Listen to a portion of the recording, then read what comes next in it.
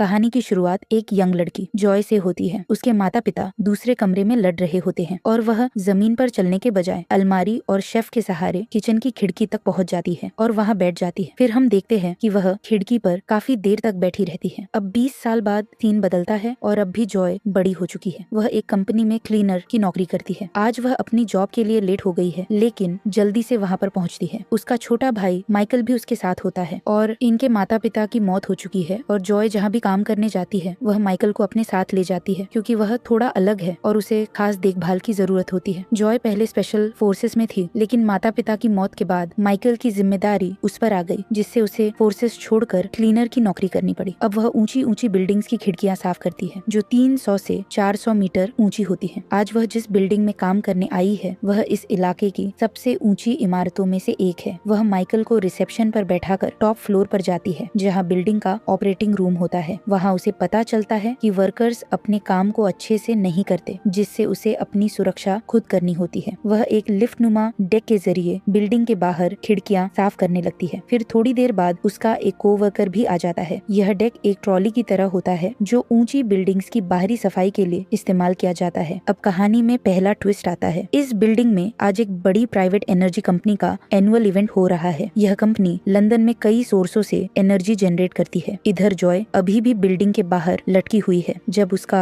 Co-worker अपनी सफाई पूरी करके ऊपर चला जाता है। अब जॉय अकेली रह जाती है, लेकिन अपने सफाई के काम को करती रहती है। दूसरी तरफ एनर्जी कंपनी के सीईओ और फाउंडर्स, जो दो भाई हैं, फंक्शन शुरू होने से पहले ही नशे में डूबे होते हैं। वहीं फंक्शन की तैयारियां जोर शोर से चल रही होती है। हॉल में परफ्यूम की कुछ बोतलें भी रखी हुई हैं, जो कहानी में आगे इम्पोर्टेंट रोल निभाने वाली है। अब जॉय भी अपनी सफाई का काम पूरा कर लेती है और वह भी ऊपर जाना चाहती है। जब वह टेक्निकल स्टाफ को काम पूरा होने की खबर बताती है तो वे उसे डेक से ऊपर जाने की सलाह देते हैं। जॉय उन पर भरोसा कर लेती है और डेक पर चढ़ जाती है। अब वह अपनी मैनुअल रोप खुद अलग कर देती है और डेक छत की तरफ बढ़ने लगता है। जॉय कितनी ऊंचाई पर है इसका अंदाजा इस बात से लगाया जा सकता है कि जब उसके हाथ से पानी से भरा एक फोम नीचे गिरता है और वह किसी नीचे गुजरते हुए व्यक्ति से टकराता है तो उसकी हालत इतनी खराब हो जाती है कि उसे रेस्क्यू करना पड़ता है। इसी दौरान बिल्डिंग के अंदर कुछ लोग मास्क पहनकर आते हैं। देखने में लगता है कि ये कंपनी के लोग हैं क्योंकि उनके मास्क पर कंपनी का लोगो बना हुआ है। ऐसा लगता है कि एडमिनिस्ट्रेशन ने उन्हें मास्क पहनने के लिए कहा होगा और लोग उन्हें इसी तरह ही वेलकम कर रहे हैं। लेकिन कुछ ही देर में माहौल पूरी तरह बदल जाता है। मास्क पहने लोग अचानक कंपनी के मेन ऑपरेटिंग सेंटर में मौजूद स्टाफ को मारकर वहाँ खुद ऑपरेट हो जाते हैं। उसी समय जॉय की लिफ्ट ऊपर जा रही होती है, लेकिन तभी एक डेड वर्कर का हाथ लगने से लिफ्ट बीच में ही रुक जाती है। अब वह एक बहुत ही खतरनाक जगह पर फंस गई है, ठीक उसी फ्लोर पर जहाँ कंपनी का फंक्शन चल रहा है। अब मास्क पहने लोगों ने ऑपरेटिंग रूम का पूरा कंट्रोल अपने हाथ में ले लिया है और जॉय, जो इतनी ऊंचाई पर फंसी हुई है, वह कुछ नहीं कर सकती क्योंकि उसने अपनी सेफ्टी रोप पहले ही छोड़ दी थी, जिससे वह खुद को ऊपर या नीचे नहीं ले जा सकती। अब उसकी बदकिस्मती यह है कि वह बिल्डिंग की खिड़की से अंदर का पूरा नजारा देख सकती है, लेकिन कुछ कर नहीं सकती। मास्क पहने लोग अपने मुंह पर ऑक्सीजन सिलेंडर लगाते हैं और एक बटन दबाते हैं। इसके साथ ही हॉल में रखी परफ्यूम की बोतलों से एक गैस निकलने लगती है, जिससे वहाँ मौजूद लोग बेहोश होने लगते हैं। लोग इससे बचने की कोशिश करते हैं, लेकिन कोई फायदा नहीं होता। इस बीच जॉय का भाई माइकल भी बिल्डिंग के उसी हिस्से में पहुंच चुका होता है जहाँ जॉय सफाई कर रही थी। वह जॉय की मदद करना चाहता है, लेकिन पूरी बिल्डिंग में परफ्यूम की बोतलें रखी है और गैस हर जगह फैल रही है, जिससे माइकल किसी तरह बचते हुए एक कमरे में छिप जाता है ताकि वह गैस से सुरक्षित रह सके। लेकिन बिल्डिंग में मौजूद बाकी सभी लोग बेहोश हो जाते हैं। सिर्फ मास्क पहनने वाले लोग ही बचे रहते हैं। अब मास्क वाले लोग कंपनी के सभी सीईओ और शेयर होल्डर्स को इकट्ठा करते हैं और उन्हें एयर फिल्टर मास्क देते हैं ताकि वे होश में रहें और सांस ले सकें। फिर वे इन लोगों से बात करना शुरू करते हैं। अब पता चलता है कि ये मास्क पहनने वाले लोग असल में पर्यावरण को बचाने वाले एग्जीक्यूटिव हैं। उनका कहना है कि यह कंपनी झूठ बोल रही है। कंपनी एनर्जी तो बनाती है, लेकिन इसके कारण बहुत ज्यादा वेस्ट पैदा होता है, जिससे इकोसिस्टम खराब हो रहा है। कई जानवर मर रहे हैं और इस कंपनी के आसपास रहने वाले लोगों की सेहत भी बिगड़ रही है। इसका मतलब साफ है कि ये मास्क पहने लोग लोगों को बंदी बनाकर इस कंपनी की सच्चाई दुनिया के सामने लाना चाहते हैं। लेकिन एक और चौंकाने वाली बात सामने आती है। इस कंपनी के दो सीईओ, जो असल में दो भाई हैं, केवल बिजनेसमैन ही नहीं बल्कि पार्लियामेंट के मेंबर भी हैं। ये सीईओ और शेयर होल्डर्स आसानी से लोगों को धोखा देकर इस टॉक्सिक कंपनी को चला रहे थे। मास्क पहने लोग इन सब सबसे चाहते हैं कि वे अपने अपने अकाउंट्स के पासवर्ड दें ताकि कंपनी से जुड़ी सारी सीक्रेट जानकारी आम जनता के साथ शेयर की जा सके। इसके अलावा वे इन सभी लोगों से कबूलनामे भी लेना चाहते हैं। अब तक तो उनकी मांगे सही लगती हैं, बस उनका तरीका गलत था। लेकिन अब कहानी में ट्विस्ट आता है। मास्क पहने लोगों ने सभी सीईओ और शेयर होल्डर्स को एक जगह बिठा दिया है। तभी उनकी टीम का एक आदमी नोवा अपने बॉस की मर्जी के खिलाफ जाकर कंपनी के 2 सीईओ में से एक को गोली मार देता है, जिससे सभी चौंक जाते हैं क्योंकि वे यहाँ सिर्फ सच उजागर करने आए थे। लेकिन अब यह मामला हत्या तक पहुँच चुका है। उनका लीडर मार्कस नोवा से पूछता है कि उसने ऐसा क्यों किया। इस दौरान जॉय जो बिल्डिंग के बाहर लटकी हुई है, जब पार्लियामेंटेरियन को मरते हुए देखती है तो वह बाहर खिड़की पर SOS साइन बना देती है ताकि कोई पुलिस को बुला सके। बाहर मौजूद मास्क पहने लोगों में से एक इसे देख लेता है और अपने लीडर मार्कस को बताता है। मार्कस नोवा को जॉय के पास भेजता है, जिससे उसकी जान को खतरा बढ़ जाता है। लेकिन इससे पहले कि नोवा जॉय को कुछ कर सके, दूसरा पार्लियामेंटेरियन वहाँ से भागने की कोशिश करता है। मार्कस उसे पकड़ लेता है, लेकिन जब नोवा को इसका पता चलता है तो वह खुद वहाँ पहुँच जाता है। अब नोवा का मकसद सिर्फ कंपनी को एक्सपोज करना नहीं रह गया था,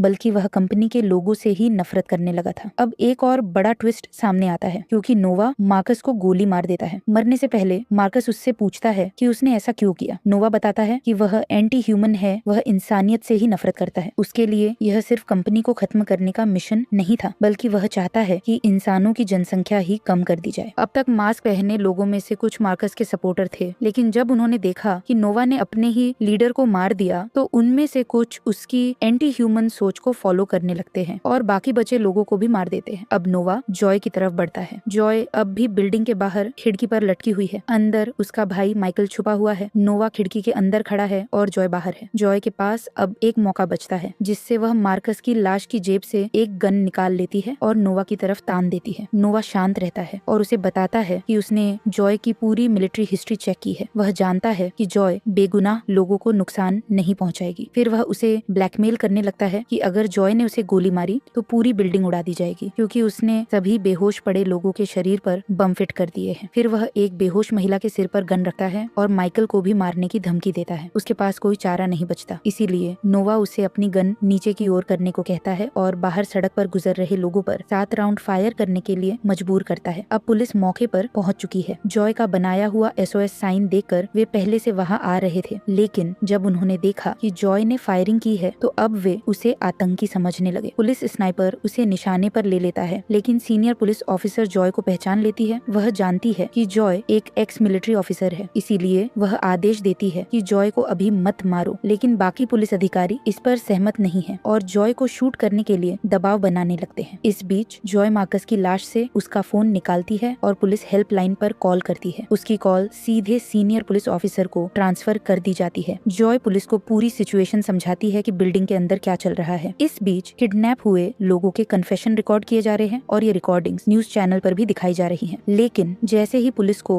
नोवा के बारे में सारी जानकारी मिलती है, वे भी उसकी डिटेल्स न्यूज पर चला देते हैं। ऑपरेटिंग रूम में बैठी जी, जो नोवा के मकसद से अनजान थी, जब ये न्यूज देखती है तो उसे समझ आता है कि नोवा असल में क्या करने वाला है। अब सुपरिंटेंडेंट नोवा से बात करने की कोशिश करती है। कॉल ट्रांसफर होते ही नोवा धमकी देता है कि अगर उसे कुछ हुआ तो उसकी कलाई पर बंधा बैंड ऑटोमेटिक ट्रिगर हो जाएगा और बम से बंधे लोगों की जान चली जाएगी। उधर पुलिस सीक्रेट तरीके से बिल्डिंग में घुसने की कोशिश करती है, लेकिन नोवा कैमरे के जरिए उन्हें देख लेता है और जिस वैन में पुलिस आई थी उसमें लगे बम को ब्लास्ट कर देता है। अब न्यूज चैनलों पर ये रिपोर्ट आने लगती है कि आतंकवादियों ने कोई डिमांड ही नहीं रखी। अब नोवा जॉय को बातों में उलझाकर बिल्डिंग में एक और धमाका करने के लिए एक्सप्लोसिव नीचे भेजता है, लेकिन पुलिस ऑफिसर समय रहते जॉय को वार्न कर देती है, जिससे जॉय फौरन डेक को छोड़कर खिड़की के सहारे साइड में खिसक जाती है। फिर जैसे ही बम ब्लास्ट होता है, डेक गिर जाता है और सभी को लगता है कि जॉय मर गई है, लेकिन असल में जॉय खिड़की से लटक रही होती है। उसका भाई माइकल और एक पुलिस ऑफिसर उसे अंदर खींच लेते हैं, लेकिन अब नोवा को भी पता चल जाता है कि जॉय बिल्डिंग के अंदर आ चुकी है। अब नोवा को यहाँ से निकलने की जरूरत पड़ती है। उसने सभी किडनैप लोगों के कन्फेशन रिकॉर्ड करवा लिए हैं, लेकिन बिना किसी दिक्कत के बिल्डिंग से बाहर निकलने के लिए उसे नेगोशिएशन की जरूरत होगी। लेकिन वह नेगोशिएशन करने के बजाय अपनी टीम को जॉय को खत्म करने के लिए भेज देता है, यानी उसके पास यहाँ से निकलने का कोई सीक्रेट प्लान है और वह जितने भी लोग बच गए हैं उन्हें मारकर ही यहाँ से भागना चाहता है। अब जॉय भागकर एक कोने में छिप जाती है। जैसे ही नोवा की टीम उसे मारने के लिए आती है, जॉय उन पर भारी पड़ती है। वह एक एक्स मिलिट्री मिलिट्री विमेन है, तेज और फुर्तीली। फिर वह नोवा की टीम के कई लोगों को मार देती है। इस बीच नोवा एक वीडियो रिकॉर्ड करता है जिसमें वह अपने असली इरादे बताता है, जिसमें वह इंसानों को ही धरती के लिए सबसे बड़ा खतरा मानता है। इसके बाद उसकी वीडियो जी को भेजी जाती है जो ऑपरेटिंग रूम में बैठी है। जैसे ही वह वीडियो देखती है उसे समझ आता है कि नोवा पूरी तरह साइको है और अब बिल्डिंग में मौजूद हर कोई मरने वाला है, सिर्फ नोवा को छोड़कर, जिससे जी भागने की कोशिश करती है लेकिन उसे मार दिया जाता है। फिर